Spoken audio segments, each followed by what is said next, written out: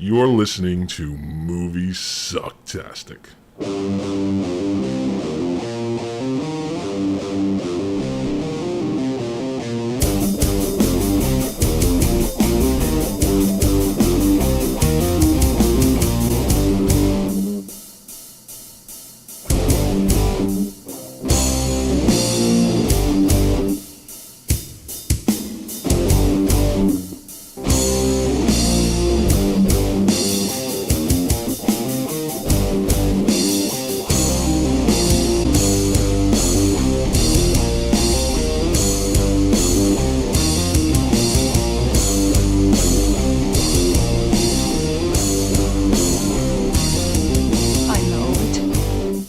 Sounds like some bad movie.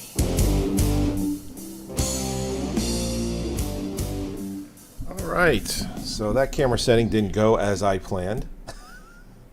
I don't get it. Last week it worked great, but this week not so great. Technical difficulties.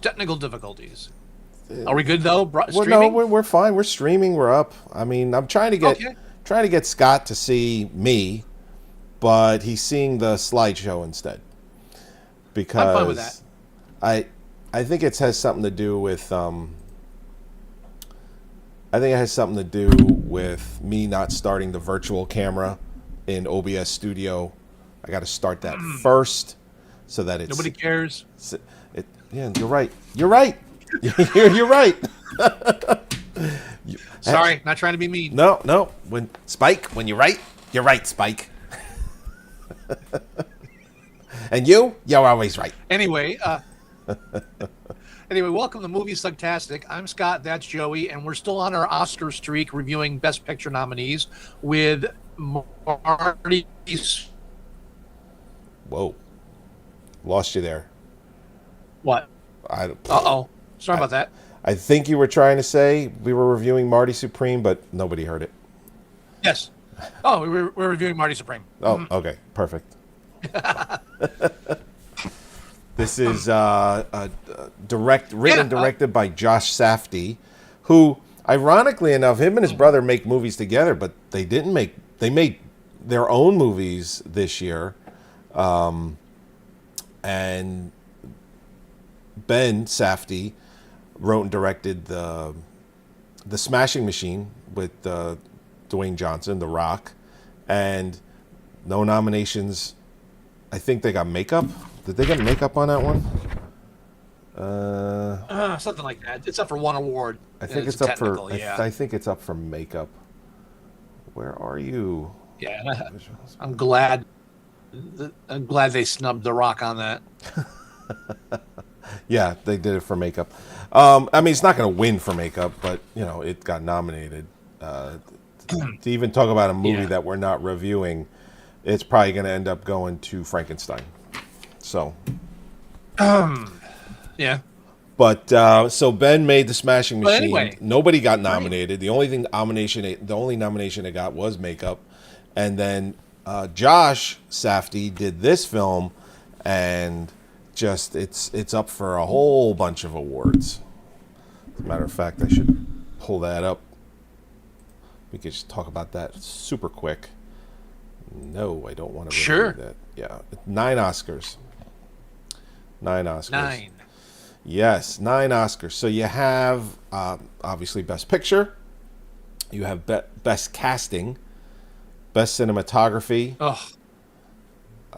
Best Director, Timothée Chalamet for Best Actor in a Leading Role, Best Original Screenplay, Best Production Design, Best Costume Design, and Best Film Editing.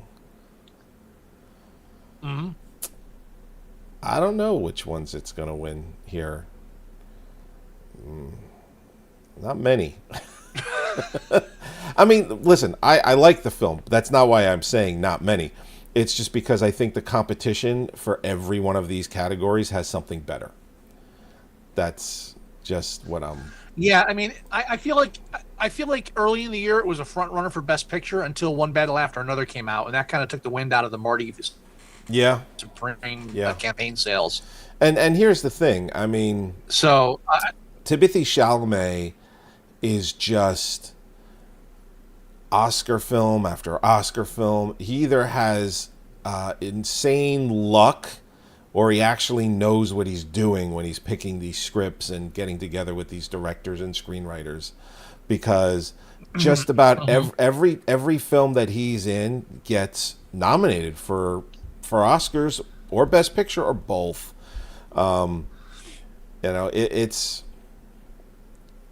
It's crazy how on the I would money say he Best is Actor every has got year. a shot.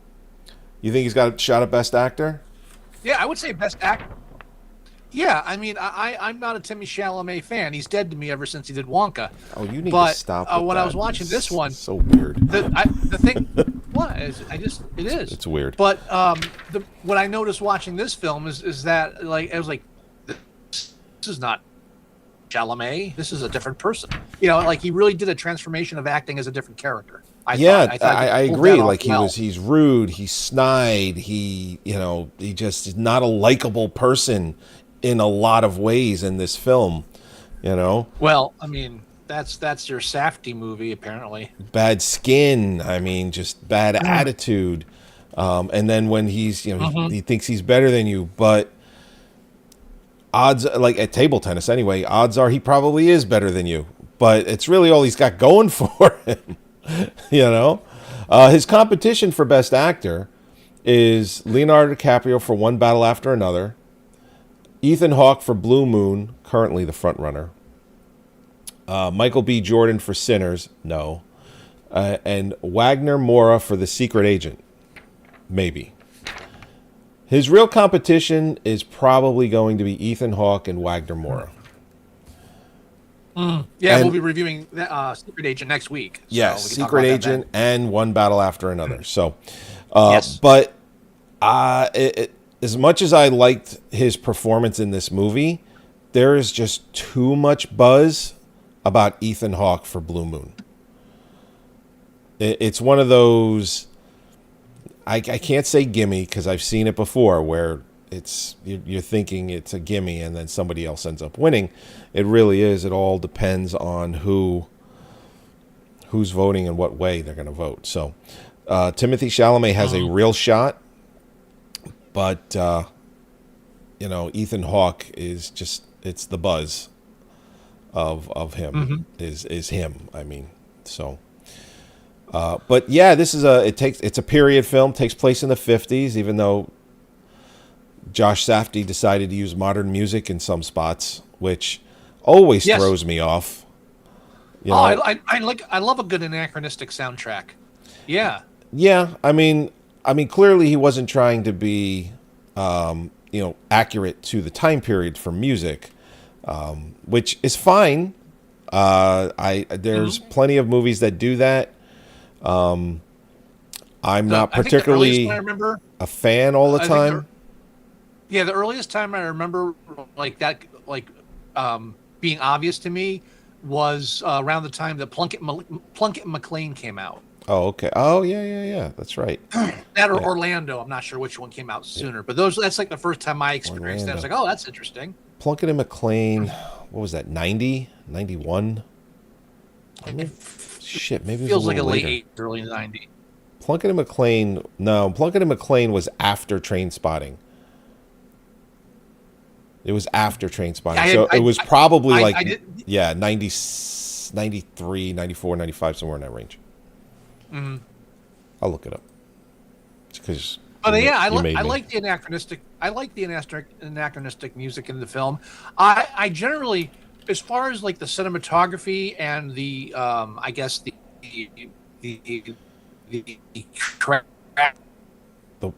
you broke up. Decently made film. I mean, the film is basically about a wannabe ping pong champion that like burns every possible bridge and destroys every possible life he comes in contact with on his way to his one goal of defeating the world's champion. And so it's reminds me of it's got a similar theme as Uncut Gems. You're following this kind of destructive, narcissistic fevered ego as it goes on a power trip, following its one vice, in which this case it's narcissism. I just can't get into it. Yeah, I saw that you gave it 3 out of 5 on Letterboxd, so I was like Scott is not a Safdie fan. I know, you know what? Maybe it's just because in real life I dealt with people like that, and like maybe it's which is a compliment to the film because they really nail that kind of character. It's really believable. You know, I mean, I'm convinced. Yeah, I'm convinced it's me. I mean, clearly trying it's to you. film for my shortcomings. No, it's clearly you. I just can't. Such an abominable character. He's like, no, you're not going to make me feel sorry for him, especially at the end. The whole ending, I think is bullshit. Oh, let's talk about it. Well, I mean, okay. So do we want to work our way to the ending? Sure, go ahead. Okay. So the movie starts off with, so Marty, it's New York. Ejaculation. It's Marty, it's New York, it's the 50s. He's working for his uncle. And they all have like this weird family dynamic where his mother is clearly, this is where he gets it from, even though he's kind of denying it. His mother, is a hypochondriac, and she's clingy, and she's always, not making things up, but it's like, oh, I'm sick, I need to go to the hospital, and he's just like, why are you doing that? You're full of shit. He accuses her. Well, yeah, it's important. He accuses her of being manipulative, which is what he is. Yeah, so you're spot on there. Oh yeah, no, it's definitely passed down in the DNA. So, but he, like him or not, he is a prodigy at table tennis. Now, does anyone really care? Not really. He cares. He wants to go to Britain to compete in the championships, which he does, and he makes it all the way to the finals and loses to Endo. Yeah, he loses to Endo, who is a real table tennis player, by the way, and he really is deaf as well, just like his character in the film. So now I don't know if you know this, because I don't do a lot of research when we review films. You tend to do that more often than I do, but this is loosely based on a real table tennis player from the 50s named Marty Reisman. And while a lot of the things that happen in this film, did not happen to Marty Reisman, but Marty Reisman was flamboyant. He was, lavish. He was outspoken. Like, there's a lot of those things that Josh Safdie, kind of borrowed and put in this film and put a story around it. Like for instance, after he comes back, his uncle, because he works at a shoe store, he said his uncle was going to pay for his trip to Britain. His uncle doesn't give him the money, so he holds one of the employees at gunpoint, who is not afraid of him, by the way, and he tells him that he owes him the money and that you can have his uncle arrest me when I get back, blah, blah, blah. So he gives him the money from the safe. He goes to Britain, loses in the final, comes back, and he basically finds out that, because he's also doing all of these trips around the world because he made it to the finals, and he's kind of, gotten a little bit of a name for himself. So he's traveling with the Harlem Globetrotters and doing like these side shows and entertaining people. Like, fast forward, he comes back, it's like 8 months later, and he finds out that the girl that he had sex with at the beginning of the film, ejaculation, he knocked her up. Right. He knocked her up. So, and she's swearing it's his kid. He's like, it's not my kid. It is your kid. It's not my kid. No way. It's impossible. So then, hold on. I'm gonna cut you off there, because also while he was away on his trip doing the Globetrotters and the British Open, he bangs an aging actress Oh, Gwyneth and Paltrow. yeah, and almost gets into a business deal with her husband, who's a pen magnate, but he fucks that up. Yeah, he And fucks it up because he's rude and a he's a, narcissist, and he's talking to a multi millionaire in the 50s, and who's also a rude art, who's yeah, also a rude and narcissist. and he has nothing, and it's what's his face, the guy from Shark Tank, Kevin O'Leary. Kevin O'Leary, yeah, and he plays Milton Rockwell, and it's like, who do you think is going to win in this? It's like, it's not going to be you, Marty. You know, I have zero respect for anybody that is a host on Shark Tank, so that includes this guy. Okay. Zero respect. I mean, you don't have to respect him. I thought he did fine in the film. Oh, yeah, well, he's playing himself. I mean, He what is really he doing? is kind of playing himself. He really is. Yeah. Yeah, he didn't stammer. Good for him. Well, that's what, it's interesting. The Safdie brothers, one of the things that they do, if you've noticed in their films. Did you watch Good Time yet? Not yet. Not yet. You know what? That's probably going to be the only one you like. Okay. And you haven't watched it yet. You're watching all these newer ones, and it's like, yeah, I don't like that. It wasn't for me. I think you're gonna like Good Time. It has I'm sorry. It has a similar feel to all of these movies, but I'll have plenty of time to watch Good Times when I'm not watching The Smashing Machine. Right, exactly. Not for me. I don't understand what all the fuss is about. So anyway, so he came back. She knocked up. Yeah, well, he screws the deal with Milton Rockwell, who he sells pens. He makes his fortune doing that. And what Milton wants to do is he wants to use Marty against Endo to sell pens, like an advertising idea and all that stuff, like set up something. And, he gets insulted and he doesn't want to do that. Because he tells him he has to throw it. And he's like, no, I'm going to beat him. Right. Exactly. Yeah, so he's like, fuck that. Right. Makes fun of his dead war son, which is always good.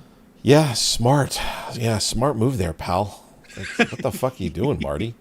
And then, I mean, even so later on in the film, like he's trying to get to Japan to compete for the finals or the tournament, and he corners Milton, and he's like, "Listen, I'll do whatever you want. I'm sorry, I was rude. I was this. I was that.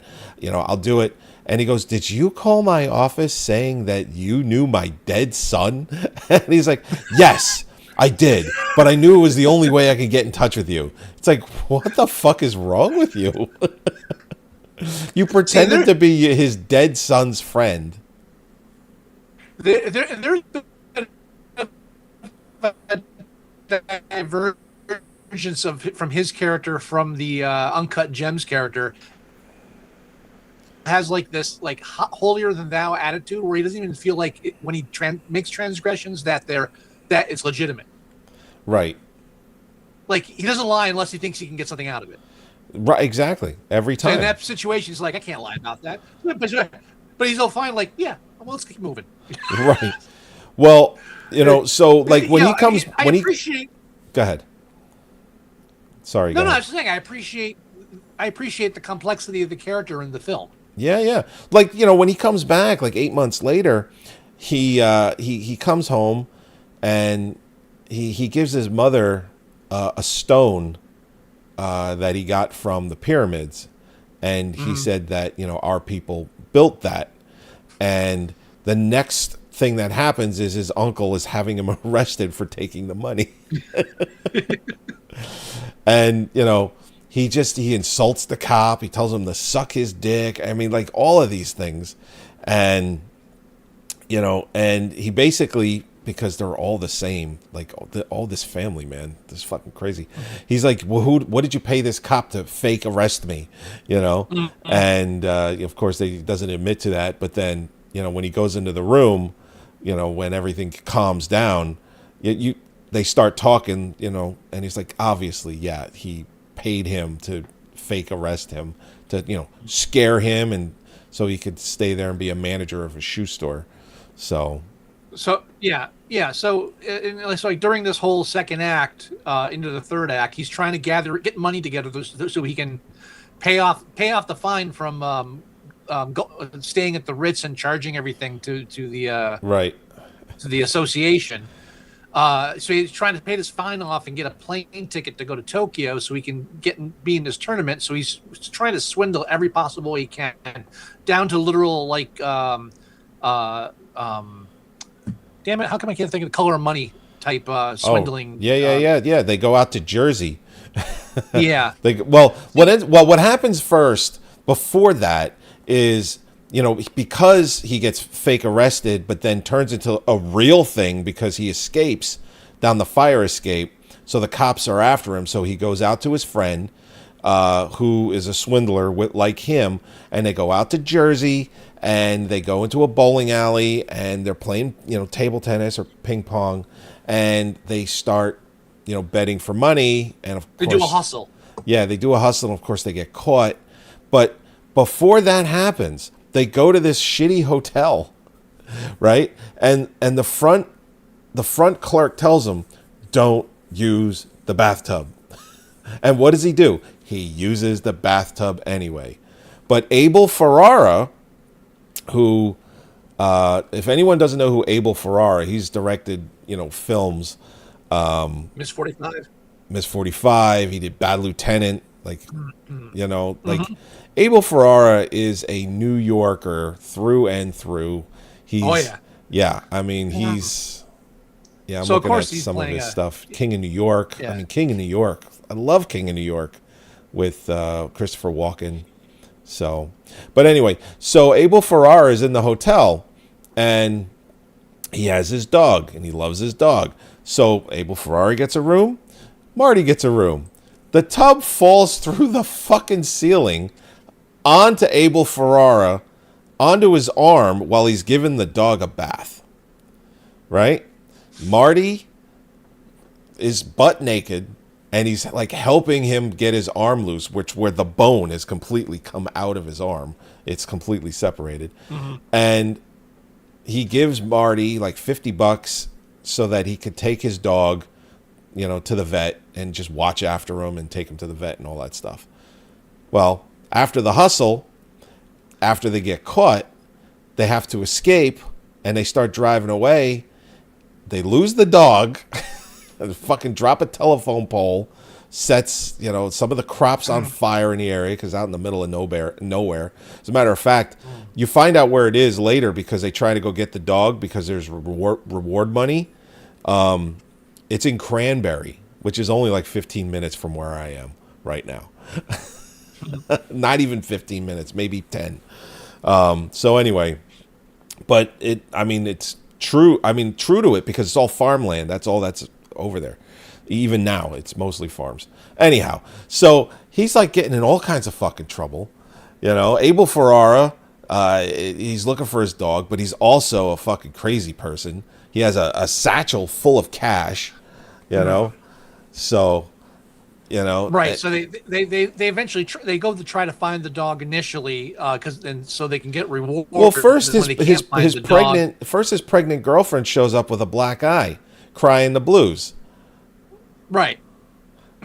So she's part of the crew now too. So she gets involved in the what becomes like almost a dog, like a fake dog napping situation.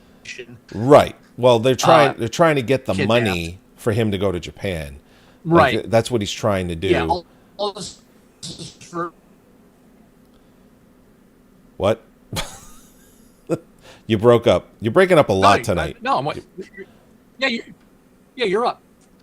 No, I didn't. Nobody heard what you just said. I don't know if you want to repeat it. It doesn't matter. Okay. So anyway, his pregnant girlfriend is, who he still is denying that it's his kid.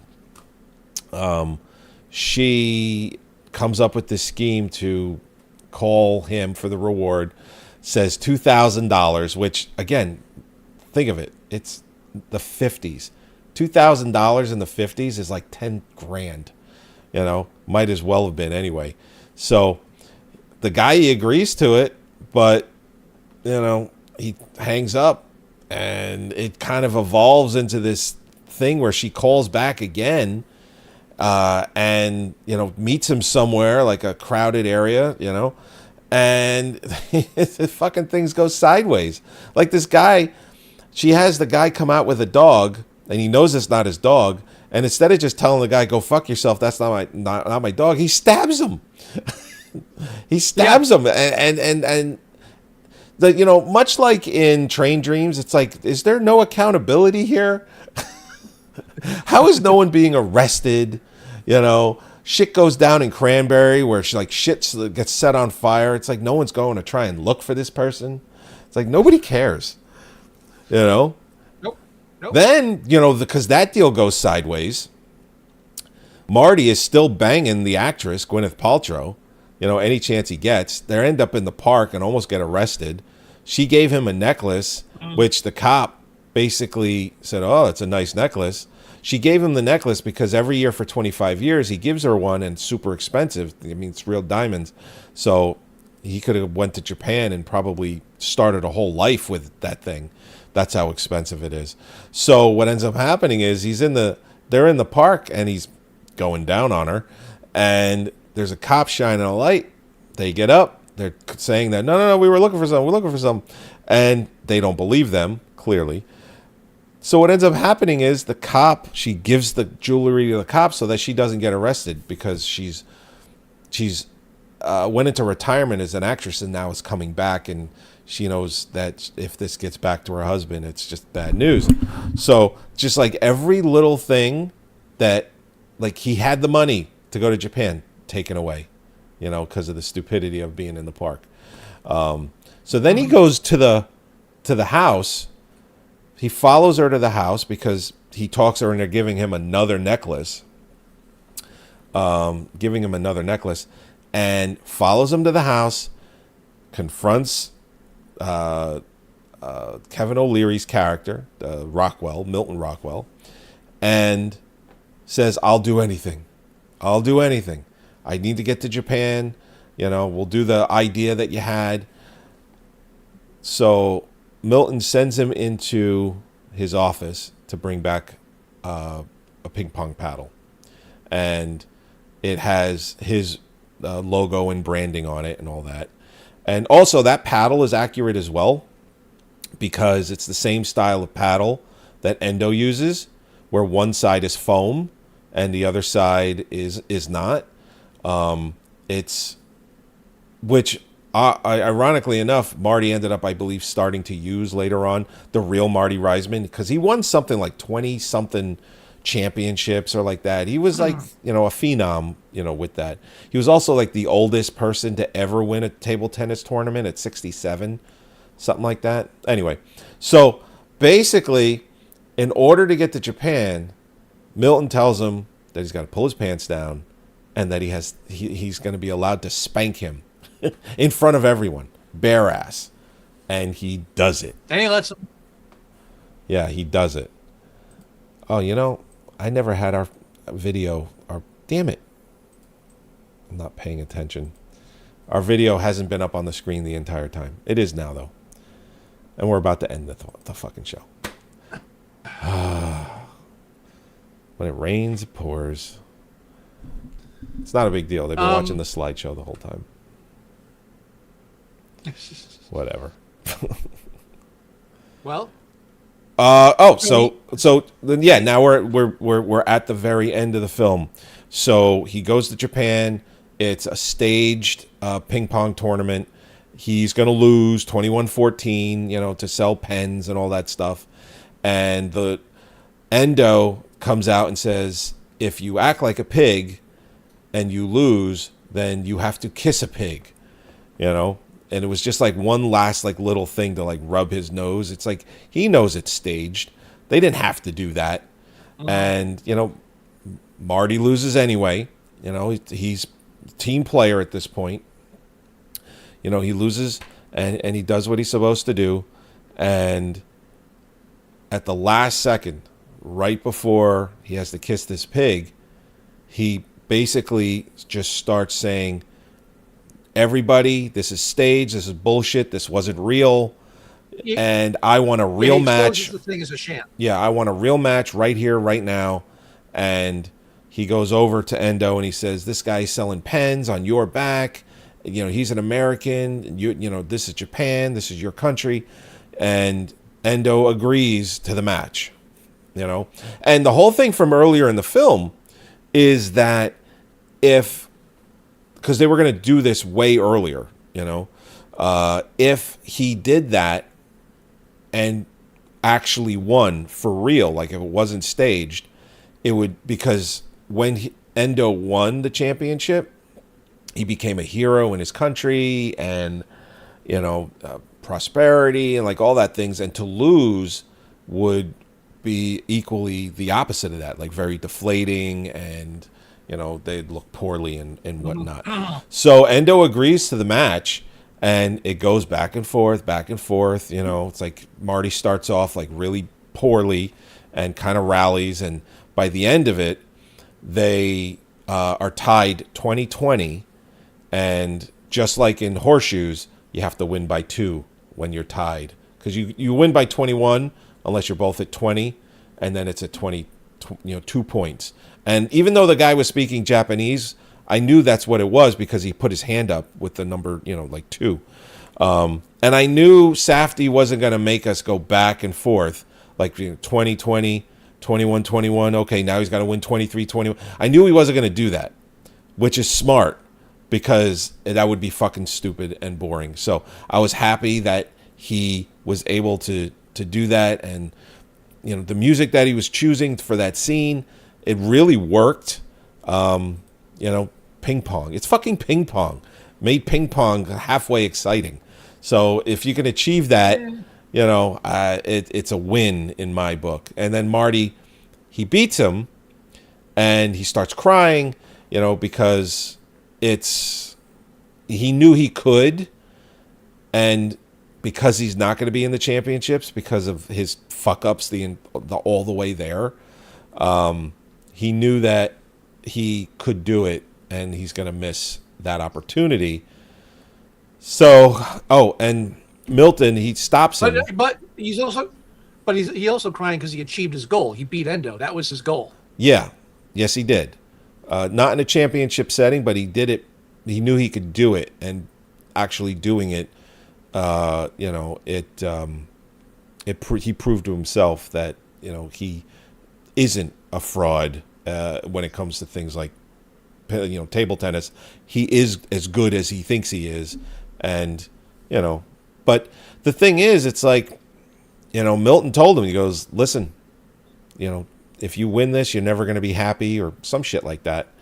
And he he basically says, "I know I'm not going to get paid." He goes, "No, of course not. You're not going to get fucking paid. You embarrass me." So, and then he goes, "I know I'm not going to be able to fly in your plane home." He goes, "No, of course not." He goes, "You're going to be stuck here. You're never going to get back home." He finds a way home. He flies home with the military, which clearly was easy because they were all rooting for him during that match. So it's interesting what he's able to achieve being, I don't want to say a piece of shit, but, you know, it's interesting what he's able to achieve with that criteria. But he comes home, he goes to the hospital, and I guess he has a moment of clarity that it's like, I am the father of this child, and I better man up. Because he goes to the hospital, he sees Rachel, you know, his girlfriend. He doesn't want to admit that, but it is. And, you know, he then goes to see the child and just immediately just breaks down. Because he realizes that, I'm assuming that scene is supposed to signify that this is way, way bigger than the bullshit that he just is, you know, and is always leading up to this. So, and then that's how the film ends. So it's like you really don't know what happens to him. Yeah, and I call bullshit on that. What do you mean?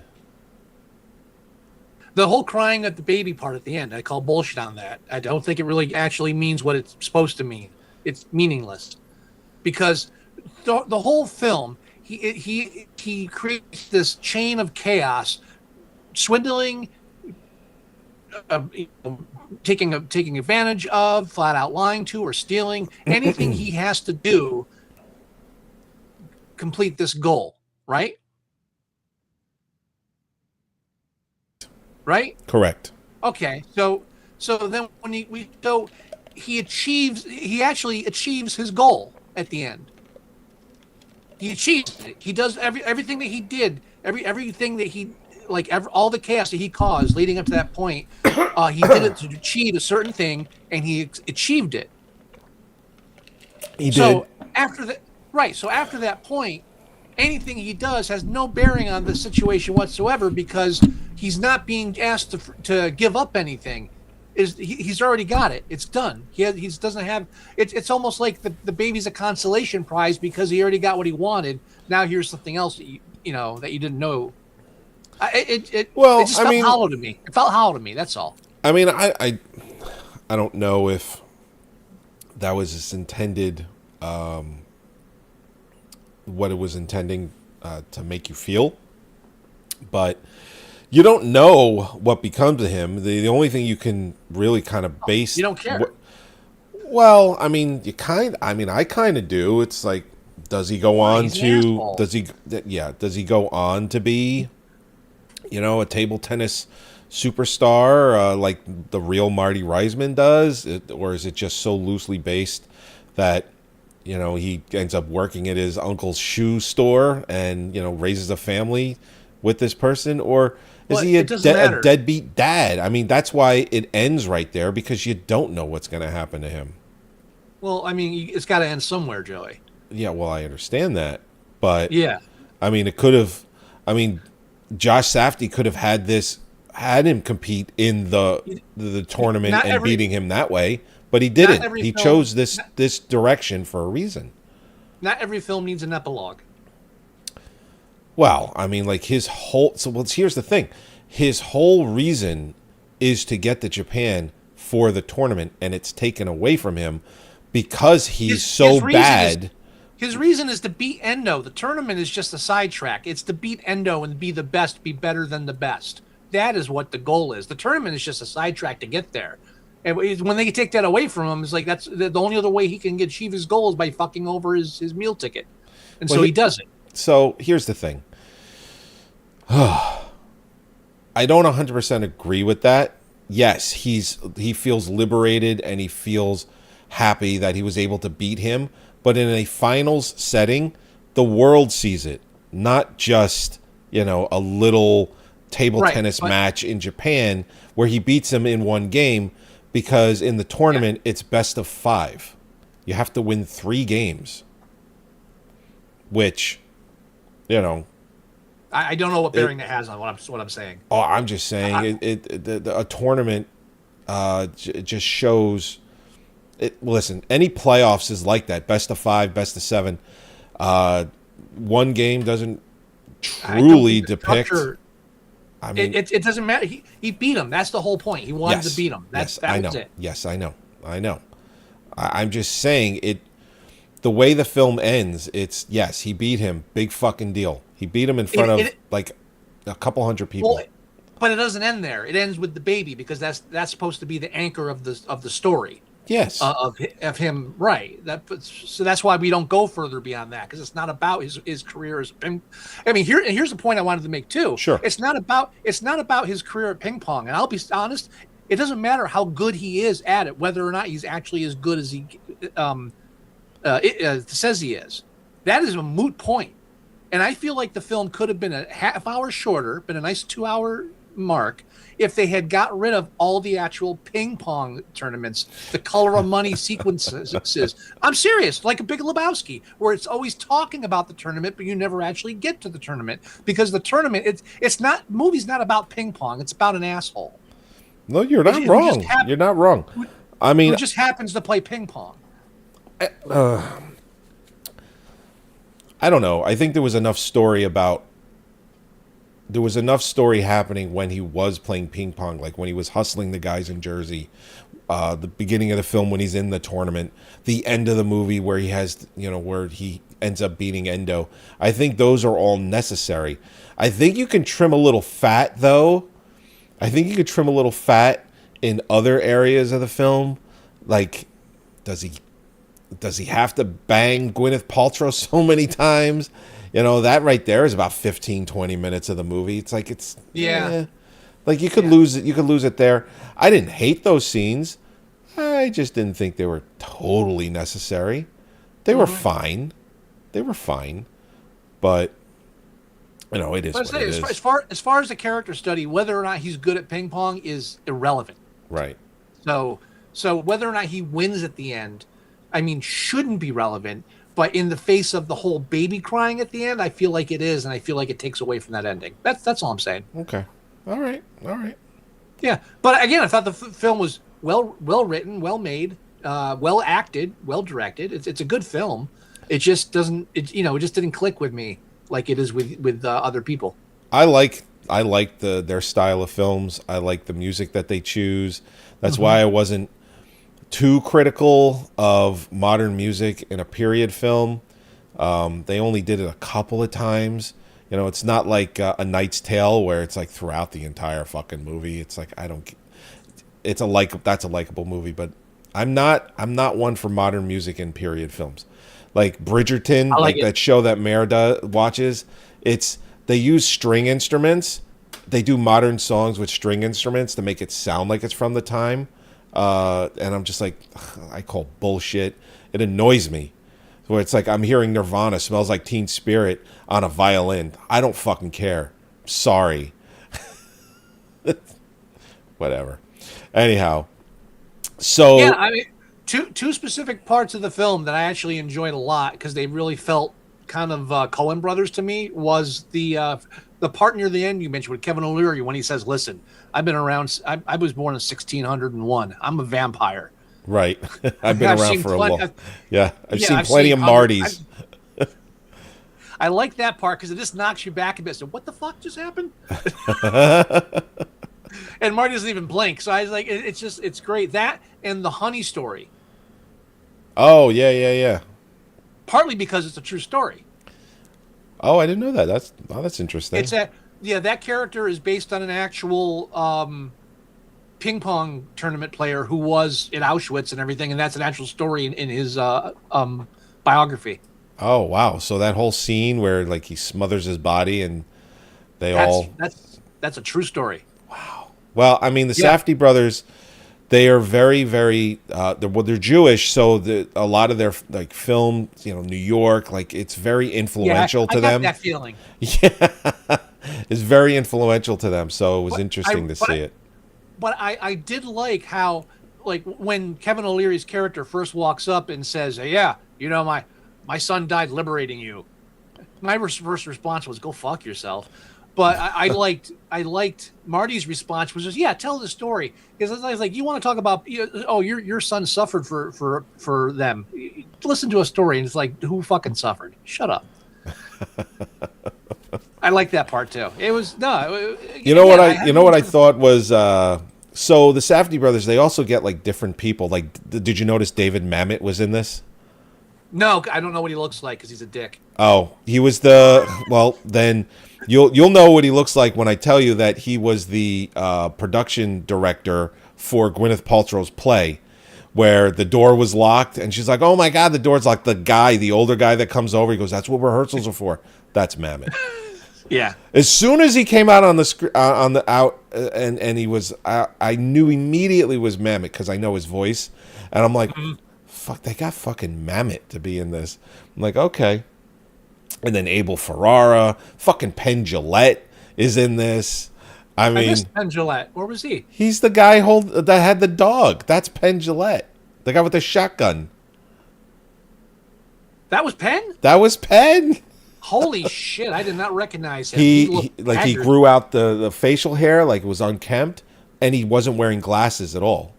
Oh, totally missed that. Yeah. By a mile. I have to go back and look at that now. When he came out, I'm like, I was like, fuck, they got Penn Jillette too.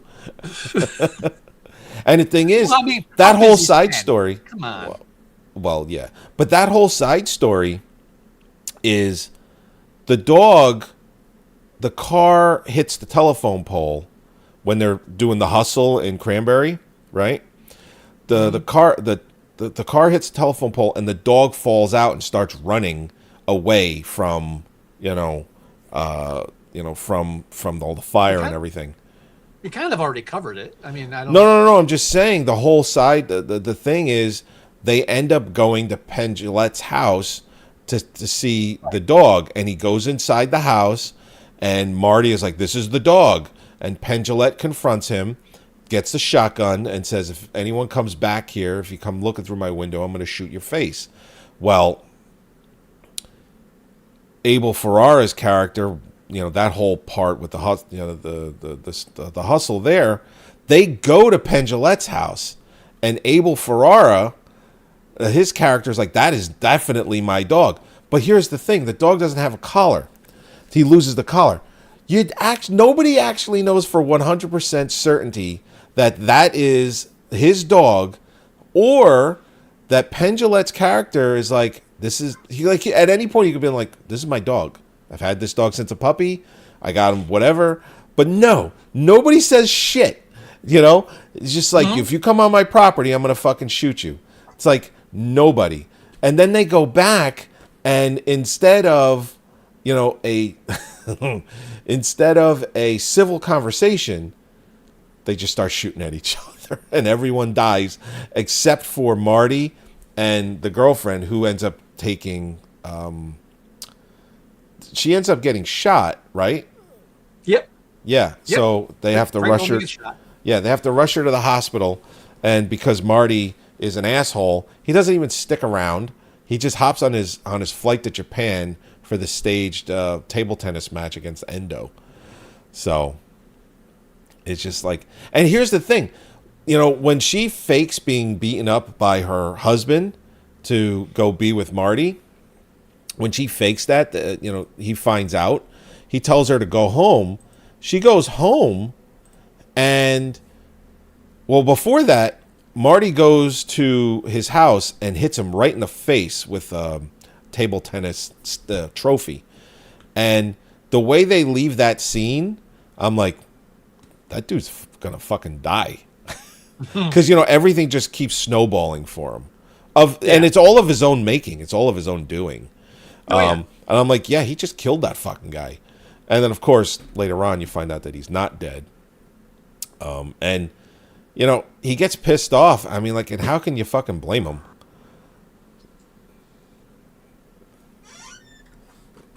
So, anyway. What's the matter? Nothing. I'm setting something up. You're good. Oh, okay. So, you gave this 3 stars on Letterboxd. I went back and reassessed, and I'll go. 3 stars is 6 out of 10. I'm going. I easily can go 7 out of 10. It's currently it's currently a 7.9 on IMDb. I'm good with a 7. Really? Because I am too. No, I'm good with a 7. For as much as I like this film, I would feel that I feel that Good Time. I feel it. Good Time is a better film. Uncut Gems is a better film. This film's getting a lot of recognition, and it is good. It deserves to be nominated for Best Picture, but I feel that the Safdie brothers, or just Josh Safdie, they've made better movies. And I like this film, but I feel that Uncut Gems is better in every way. Yeah. I really do. Sure. I don't, but yeah. I know you don't. So I'm good with a 7. I'm 100% good with a 7. Yeah, I think we're cool with 7. Yeah, definitely. I can't believe we've gone this long on this movie. You went very granular with the walkthrough. I didn't intend to do that. I mean, I think you kind of asked me to, so I did. Well, no, I didn't ask you to get go that deep into it, but you obviously love the film so much you're going through. I did. You skimmed right over the orange balls subplot. I love that where he's just like, he holds up the piece of paper. He's like, light bulb. You can barely see it, right? It's like invisible. It's and then he goes, now look, orange ball. Look at this. You love it. It's like, look, he's following it better. I can see. And then the old man, his friend's dad, he's just like, dude, you're so full of shit. Like, everybody sees it, you know? Mm-hmm. But they all, like, kind of just, a lot of them just don't care. They just, I don't know. They're buying whatever he's selling, even though they know he's full of shit. But, well, whatever. So 7. Yeah, I'm good with a 7 on this. Yep. I'm good with a 7. All right. I guess we should end this one. Yeah. Next up, F1. F1. Yeah, I just watched that 2 nights ago. Really? Yes. I hadn't watched it yet. All right. This is episode 468 of Moviesucktastic. As always, thanks for watching. It's always appreciated. Thank you for joining us. You can go to our website at moviesucktastic.com. I apologize that I haven't updated it in the last 2 weeks. I know. I'm doing it tomorrow. Hell or high water. Unless something gets in the way, then I apologize. Well, I'm like Marty over here. I'm going to do it. You're going to like it. Follow this ball. It's orange. You can go to iTunes and you can listen to our show there as well. You can go to facebook.com/moviesucktastic and you can see everything that we are posting there, or Scott's posting there. You can go to letterbox.com/moviesucktastic and you can just see everything that Scott is reviewing. I hear my son running down the stairs right now. He's very big on hopping in here and helping me end the show lately. I told him that you can't say the same thing every week. It gets boring. So, you can also, you can go to, you can leave us email. The address is themovieguys@moviesucktastic.com. You can leave us voicemail at 908-514-4470. You can download our podcast player, which is moviesucktastic.com/mst.apk, or you can download your favorite podcast player anywhere you want for whatever device you're using. Just do a search for Moviesucktastic, and all of our episodes are there. You can also find us on services like iHeartRadio and Spotify and Amazon, iTunes, as I mentioned earlier. Just literally do a search for Moviesucktastic, and everything that we have will show up. Do you have any words of wisdom, Mr. Wilson? Ejaculation. It's a thing. It happens. Oh, yes. Oh, what? Oh. Yeah, I came back. You know the drill. Like and subscribe. Yeah, I came back. Yeah, I know. Yeah. You're here again. Yeah, I didn't forget this time. I heard you running. Yeah, because I watched like half of it, and then I stopped because I was playing Road Rage or Road Rash or whatever. Oh, okay. And then I came back, and then I remember. Okay, so as he said, like and subscribe. Smash that like button. Do all the shit that the kids are saying. Hey. Oh, I'm sorry. Ooh, excuse me. I'm still on my show, by the way. All right, everybody. We'll talk to you next week, or we'll talk to you next when we review F1 coming up next. Yes. All right, everyone. Bye-bye. Bye.